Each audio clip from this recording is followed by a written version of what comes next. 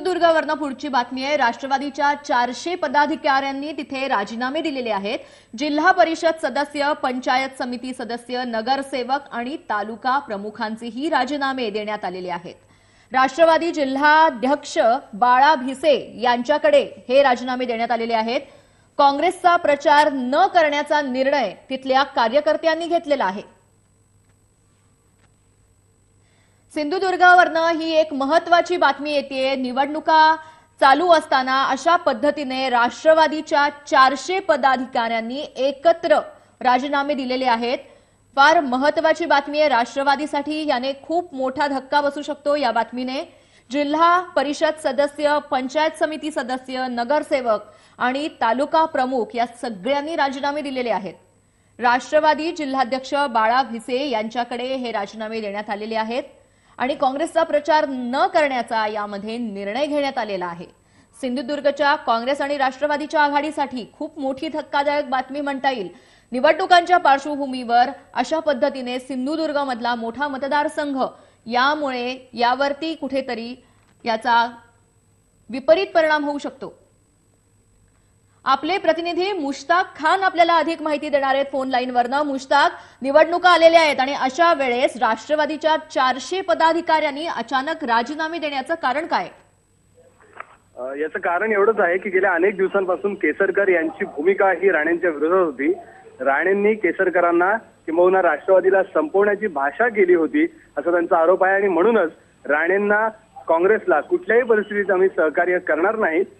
13 तारखेला शरद पवार स्वतः सिंधुदुर्गात येत आहेत आणि त्या दिवशी त्यांनी आमच्यावर दबाव आणला तर आम्हाला काम करावं लागेल आणि तेव्हा देखील आमची भूमिका ताठ राहील, आम्ही तेव्हा काम करणार नाही अशी भूमिका त्यांची होती। तेव्हा आम्हाला पक्षाने काढण्यापेक्षा आम्ही आताच राजीनामे देत आहोत अशी भूमिका या सगळ्या कार्यकर्त्यांनी घेतलेली आहे। यामध्ये जिल्हा परिषद सदस्य आहेत, यामध्ये पंचायत समिती सदस्य आहेत, नगरसेवक आहेत, त्याबरोबरच तालुक्यातले इतर पदाधिकारी आहेत। हे सिंधुदुर्गमध्ये जवळजवळ प्रत्येक तालुक्यामधून या पदाधिकाऱ्यांनी राजीनामे दिलेले आहेत। जे जिल्हाध्यक्ष आहेत राष्ट्रवादीचे भिडे त्यांच्याकडे त्यांनी राजीनामे सोपवलेले आहेत। भिडे यांनी देखील या संदर्भात असंच सांगितलेलं आहे की मुश्ताक, तुम्हाला मी इथेच थांबवते। दरम्यान आपल्याबरोबर राष्ट्रवादीचे आमदार दीपक केसरकर आहेत। दीपक, तुमचं जय महाराष्ट्रमध्ये स्वागत आहे। अचानक निवडणुकीच्या पार्श्वभूमीवर हा जो निर्णय घेण्यात आलेला आहे त्याचा खूप मोठा धक्का राष्ट्रवादीला बसणार आहे, काय सांगाल तुम्ही याबद्दल? नाही, याच्यामध्ये राष्ट्रवादीला धक्का देण्याचा कुठलाही उद्देश आहे असं बिलकुल मला वाटत नाही। कारण ज्यावेळेला ही चर्चा झाली त्यावेळेला मी इथे नव्हतो, परंतु पदाधिकाऱ्यांचं म्हणणं असं होतं की पक्ष आपलं जे आघाडीचा धर्म पाळा असं सातत्याने जो दबाव येतोय त्याच्यामध्ये कुठेही आपल्या नेत्यांचा अपमान होणे अशी त्याच्या मागची भावना आहे। ते नेत्यांनी सांगितलं आणि पदाधिकाऱ्यांनी ऐकलं नाही असं बिलकुल नाही। आमच्या नेत्यांवर राष्ट्रवादीच्या सगळ्या आमच्या कार्यकर्त्यांचं खूप प्रेम आहे, निष्ठा आहे आणि त्याच्यामुळे त्याच्यामध्ये कधी अशी भूमिका नाही आहे की आपल्या नेत्यांचा अपमान व्हावा आणि म्हणून त्यांनी म्हटलंय की आम्हाला जबरदस्तीने कामाला लावण्यापेक्षा आमची राजीनामे देण्याची तयारी आहे असा त्याच्या मागचा उद्देश एकंदर मला दिसला। तळ कोकणामध्ये गेले 2 वर्षांमध्ये राष्ट्रवादीची एक प्रतिष्ठा वाढत होती, एक पॉवर वाढत होती आणि अशा वेळेस निवडणुका आलेल्या आहेत आणि काँग्रेसला पाठिंबा न देण्याचं एकीकडे कुठेतरी एक भूमिका घेतलेली आहे। याचा किती विपरीत परिणाम होऊ शकतो आता निवडणुकांवरती? हे बघा, एक तर हा काँग्रेसला विरोध बिलकुल नाही आहे।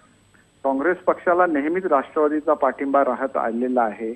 इथं राणे जी भूमिका जिल्ह्यामध्ये मांडून जिल्ह्यातल्या कार्यकर्त्यांवर, जिल्ह्यातल्या जनतेवर जो अन्याय करतात आणि त्याची जी उत्स्फूर्त प्रतिक्रिया जनतेमधून उमटली त्याच्यामुळे राष्ट्रवादी काँग्रेसच्या पदाधिकाऱ्यांवर बंधनं आलेली आहेत आणि त्यांच्याकडून जे काय घडतंय आघाडीचा धर्म न पाळण्याचं जे गेल्या कित्येक वर्ष त्यांचे गेले 3-4 वर्ष हे चाललेलं आहे हे वेळोवेळी आमच्या पक्षश्रेष्ठींच्या कानावर आमच्या कार्यकर्त्यांनी घातलेलं आहे आणि त्याच्यानंतर सुद्धा जी भाषा राणेंच्याकडून वापरली गेली ती अधिक त्या ठिकाणी ऑब्जेक्शनेबल होती की कुठेही जर चुकलेलं असेल तर ते दुरुस्त करण्याच्या ऐवजी धमक्या द्यायच्या की आम्ही तुमच्या सीट पाडू वगैरे।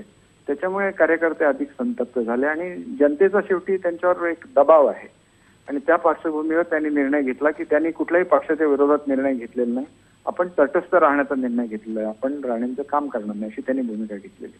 पण या निवडणुकांमध्ये आता तुमचा कोणाला पाठिंबा असणार आहे? हे बघा, आम्ही तटस्थ, खरं तर आपल्याला माहिती आहे की निवडणुकीच्या पूर्वी मी अनेक वेळेला मुलाखती दिलेल्या आहेत की ज्या पद्धतीने सिंधुदुर्गचं राजकारण चाललेलं आहे की त्या ठिकाणी लोकांची गळचेपी चाललेली आहे, लोकशाहीची विटंबना चाललेली आहे. या पार्श्वभूमीवर मी स्वतः त्या ठिकाणी ह्याच्यामध्ये निवडणुकीमध्ये उतरणार होतो. परंतु आदरणीय पवारसाहेब आणि अजितदादांनी सांगितलं की इथं आपण आघाडीचा धर्म पाळायचा आहे, त्याच्यामुळे कुठल्याही परिस्थितीत तू बंडखोरी करता कामा नये. त्यांचा आदेश मी पाळलेला आहे. त्यांनी सांगितलं की तुम्ही कुठलाही कॉमेंट करता कामा नये राणेंच्या विरोधात किंवा काँग्रेस पक्षाच्या विरोधात, तो सुद्धा आम्ही पाळलेला आहे. परंतु सातत्याने जो आज प्रचार केला जातो की राष्ट्रवादी आघाडीचा धर्म पाळत नाही, तर हे चुकीचं आहे.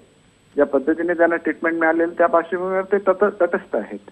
पण राष्ट्रवादीची ताकदच एवढी आहे या कोकणामध्ये, सिंधुदुर्ग जिल्ह्यामध्ये, रत्नागिरी जिल्ह्यामध्ये, की त्यांच्या तटस्थ राहण्याची सुरुवातीला मस्करी केली गेली. म्हणजे मी मौन पाळलं तर मौन हे तब्येतीला चांगलं असतं, असंही स्टेटमेंट राणेंनी काढलेलं होतं. पण त्याच्यात सुद्धा मी काय प्रतिक्रिया दिलेली नाही. खरं तर मी मौन सोडलं तर ते राणेंच्या तब्येतीला फारसं चांगलं असणार नाही असं मला वाटतं. दीपक केसरकर, तुम्ही आमच्याशी जी बातचीत केली त्याबद्दल तुमचे धन्यवाद. मुश्ताक, तुमचेही धन्यवाद.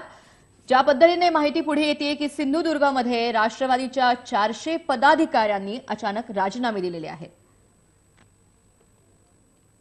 हिना गावित यांचा उमेदवारी अर्ज अखेर मंजूर